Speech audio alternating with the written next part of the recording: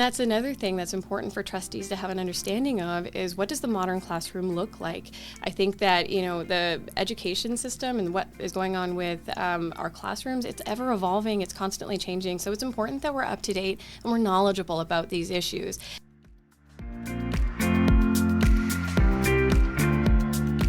This episode of Bring Back the Porch, brought to you by Bernie Leahy, River Street Realty. Let's get you home.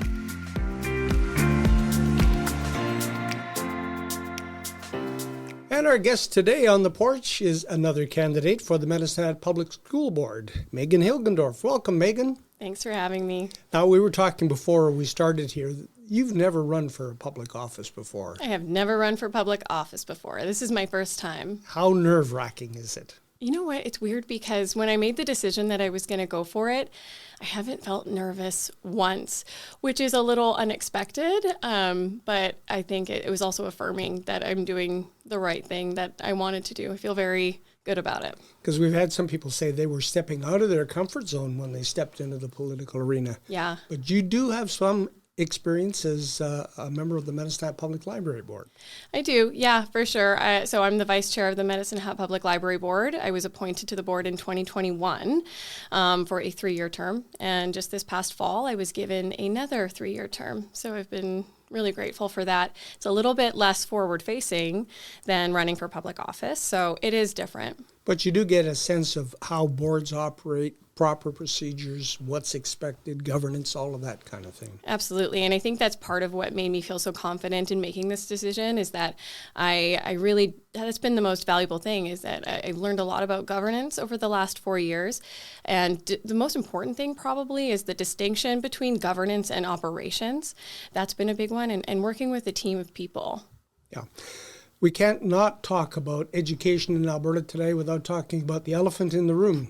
And that is the teacher strike that is underway here. I understand as of this morning, we're recording this on Thursday, the 9th of October, that they are going back to the table on Tuesday. So there looks like maybe there's a little bit of movement, but it is brought everybody's attention to the situation for public education in Alberta. Your thoughts? Well, I think what you just said is actually probably the best part about that, is that it's creating more awareness about what's been going on. This is not an issue that happened overnight. It's certainly years in the making. Teachers have been telling us what they need. They've been telling the government what they need for a long time, and I think things have finally just come to a head. And I would just personally say, as a parent, I'm really proud of our teachers that they're standing up for themselves because they're also standing up for our students. And when I held my youngest teacher at school on Friday, and we cried together, and she expressed to me, we're going to miss those kids. And I said, I know, but I don't want a Band-Aid on this issue. I'm really proud of all of you, and I really hope that you're able to get what you need so that you can help all of our kids. As a potential public school trustee, how much impact do you think you would have on the situation?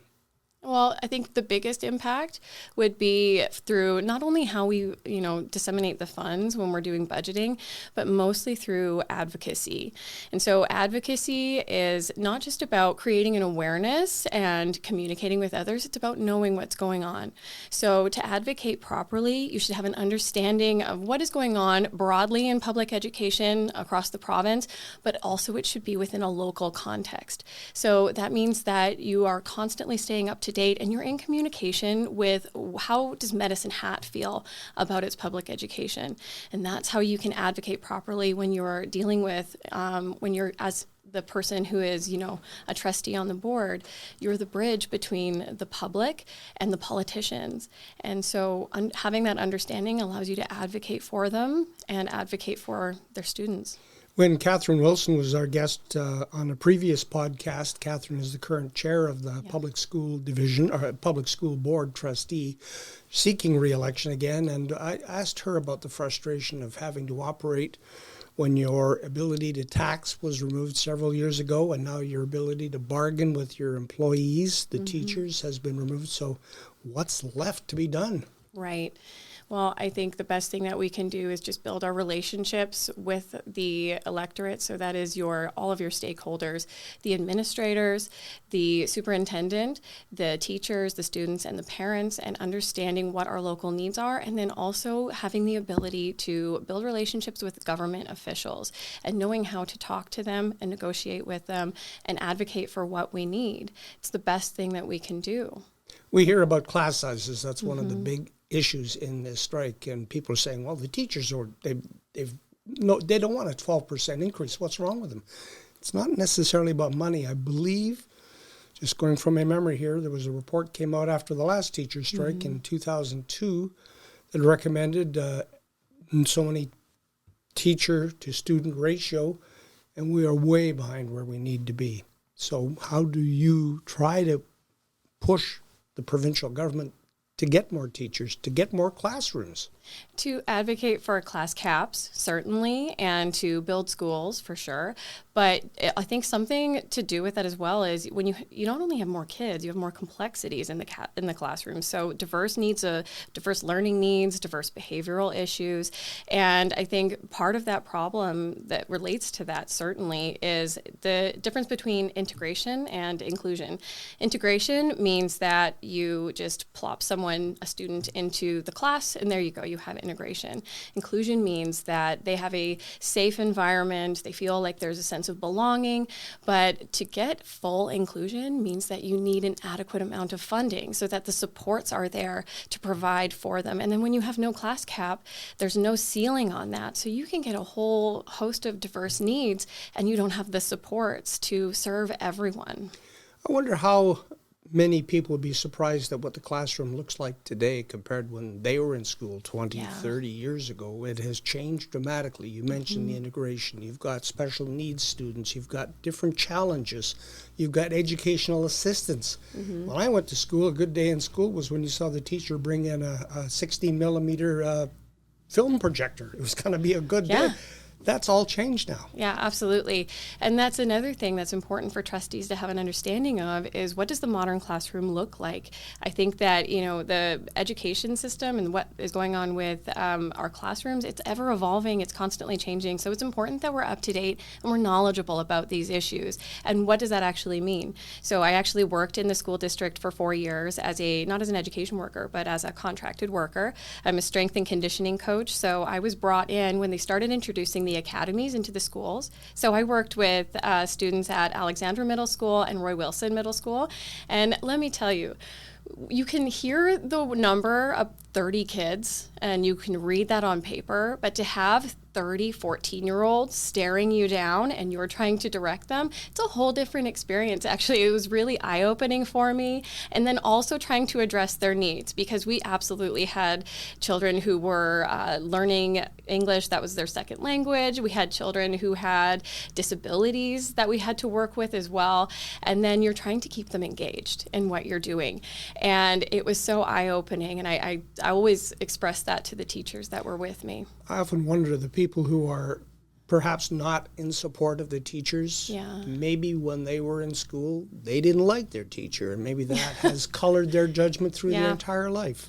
Maybe, or maybe it's just like you were mentioning, that it's a time issue. With when schools change so much and the way kids are, who they are as people, it changes over time, and what their needs are change over time. And so I don't think it's fair to compare today's classroom to 5 years ago, to 10 years ago, more. I don't think that they're the same. One of the challenges in public education, too, is that fight for the dollar, because the dollar follows the students. Yeah. And I'm not sure if it's what the government wanted, but it has set up competition among school divisions to try to attract as many students as they can to get the money into their budget. Yeah, certainly. So that was part of the reasoning that the school division introduced these academies and more diverse options in programming, which I think has actually been a really beneficial thing. I think it's something that genuinely people wanted to see in schools. I know for my grade schooler, she's really enjoyed having some options that she wouldn't have had access to until middle school. It's been great, but this is absolutely in direct competition with charter schools and the programs that they are offering for specialized programming.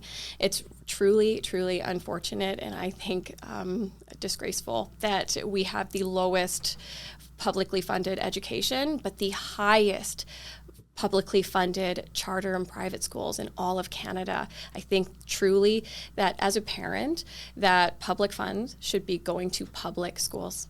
And yet we get good results from the teachers, even if they might be underfunded. So that gives me a measure of how well they're doing and how well we're doing. Teachers are some of the best people that I know, and definitely over the years, not just working in the school division, but as a parent, you get to know the people that work with your kids in their schools, and you develop relationships with them. They are some of the best people that I know, and they are experts at pivoting when they need to because they do everything they can to serve the kids. I think one of the other difficulties, too, is that the government has changed the way that they do fund education in terms of enrollment. I think they just recently changed the formula. It used to be like a 3-year weighted average, which, as I understand it, if you were in a division where the enrollment went down, you were still getting funded at older levels. So it was good for them. But for the system that has seen increases in enrollment, they were still getting funded at the old levels. It was like driving a car looking in the rearview mirror. Right. Well, and also the funding isn't matching the rise in inflation. So the jobs of the public school boards as people who control the budgets, they are the ones who have to keep the lights on and keep the schools hot in the winter. And they need to fund these things, but they need to match. It needs to be able to match with the rise in inflation as well. You mentioned that you had to face down 30 students in a classroom. Yeah. That's not easy to do, and people just think, well, it's your job, go and do it. Right. But right. Honestly, I think that we need to look at this through a compassionate lens. First of all, I'm also a short person. I'm 5'1", so all of them were taller than I am. It is a little intimidating. I was in middle school. Right. But I would say, when you're dealing with that many kids and you see them in person and they're showing up and you're trying to keep them engaged, you have to be very good at pivoting. Sometimes they're just not feeling it, right? So you're trying to constantly manage that and then manage everybody's diverse levels of needs. So I think that we need to be more compassionate, certainly towards teachers. As I said, the landscape is ever changing, and Were you, when you got involved in this race for public school trustee, were you running for something or against something? I'm running for all of the children within Medicine Hat and, of course, their parents and their caregivers. I have nothing but respect also for everyone who works in the public school division. As I said, it was, my decision to run actually was twofold. So I'm a parent of 2 children that are in the public schools. I've developed relationships with the people that work in the schools, other parents and students, and then I was also informed by my work in the school. I also considered the work I did very fun, the fun stuff, and I still had to work very hard to keep kids engaged. I can't imagine trying to teach them math, right? So it was just incredibly enlightening, and through those relationships, I've gained a lot of insight as well. And then on the other side, I have my experience with the library board, and as I mentioned before, that gave me a really good understanding of the difference between governance. It's high level, it's broad scope, and you're trying to serve everyone. And you have a diverse group of people on the board who have different work experiences, different life experiences, and you working together for a common goal. So those diverse boards are unified for those common goals. So for me, I decided, because I have these experiences and because of who I am as a person, I'm extremely passionate and I'm capable, that I know that I would fit right in with the school board team, and I would absolutely work in unity with them. One of the things that we saw in the last 6 months, too, was an effort from the provincial government to set up a list of books that should be banned. With your experience in the library, you probably had a different point of view on that. Oh, certainly, yes. And as a parent, as a human being, I'm always cautious when a government body of any kind tries to prevent or put restrictions on who can read what. Definitely, that always gives me pause. I don't inherently disagree with challenging certain books that should be in schools, but whether that should have come from such a high level, I'm not sure, because I think, at the library, certainly, if anyone had an issue with a book that was in a certain section of the library, they go to one of the librarians, or they talk to the chief librarian, and then from there they look at the book, they decide maybe it belongs in this section, maybe it doesn't. Certainly in regards to how that would relate to schools, I would absolutely talk to my child's teacher if I thought that a certain book maybe doesn't belong in that spot. I don't know why it needed to come from such a high level, because even the government's own survey that they presented the results of showed that only 36% of people were in support of these measures, and I'm not sure in any case when 36% has ever been a mandate. Mm. The other thing that teachers have had to deal with in the last 18 months to 2 years is gender identity and pronouns. Yeah. Again, it's something that never have worried about in school. Right. And I think that just speaks to the changing landscape for what kids' needs are these days. It doesn't mean, just because we're talking about something, it doesn't mean that there's suddenly more or it's going to influence more people. People are people. They're diverse and they exist. Whether we were talking about them before or we're talking about them now, it doesn't mean that there's suddenly this increase in them. And for teachers, I feel that it's really unfortunate because they're put in the middle of these social issues that the government is, putting them, it's the government that's putting them in those situations. Teachers just want to serve kids. They want to meet them where they're at, and they don't want to be put in the middle of these issues. All they care about is making sure kids are taken care of and that they feel like they have a sense of belonging. How's your campaign been so far? What have you been hearing from people that you've been talking to? Well, it's been very cool. It's, as I said before, it's very different for me, but it's been wonderful. Something that has been really eye-opening for me, though, is that there's a lot of people who don't truly understand necessarily what the school board does. And so it's the difference between that governance and operations that I mentioned before. And also I'm finding that a lot of people have told me that they never vote for school board, which was shocking to me, because with a division that has over 7,000 students who are going to be adults one day in this community, they'll live here hopefully and work here, you want them to have the most robust, supported education system ever. But they told me, it's usually a couple things. Either their kids are too young, so they're not in the public school division yet, so they don't vote, or they don't have kids, so they don't feel qualified to vote. And so I've been learning a lot about that, and I'm encouraging them to turn out. In municipal elections generally, voter turnout, if you take the whole electorate, it's pretty low. And if you look at the turnout for the results in voting for school board, it's worse. So I'm hoping that in the conversations that I'm having, that I'm encouraging more people to vote and be engaged in this. And municipal elections, whether it's council or whether it's your public school board, this is the closest level of government that you get to the citizens. And so these are the people that you're going to see in the grocery store and out on the street, and it really matters. And that's why we should be as engaged as possible. Were you encouraged by the number of candidates who put their names in for this election? Certainly. I think it's great to see an increased level of engagement no matter what. Yeah. And have you had a chance to speak with some of the others? I don't know if there have been any forums per se, but yeah. Any interaction with the other candidates? Well, there's going to be a forum next Tuesday at the college, so I hope everybody will come to that. I am so excited. But I have had the chance to meet with all current school board members, including the 4 incumbents who are running, and they have been wonderful and so encouraging. And I've just been wanting to learn as much as I can from them and from their experience as well, to inform myself. And I have met a couple of the other candidates who are running as well, and it's been wonderful. We're all in this to just serve the kids who are going to school in Medicine Hat. So your message to people who are on the other side of this podcast, get out and vote. Please get out and vote. Take part. Be informed. It matters. Educate yourself. All the information is there. And just please be informed. Vote for school board. Thank you very much, Megan Hilgendorf. Thanks for having me, Brian. You're welcome.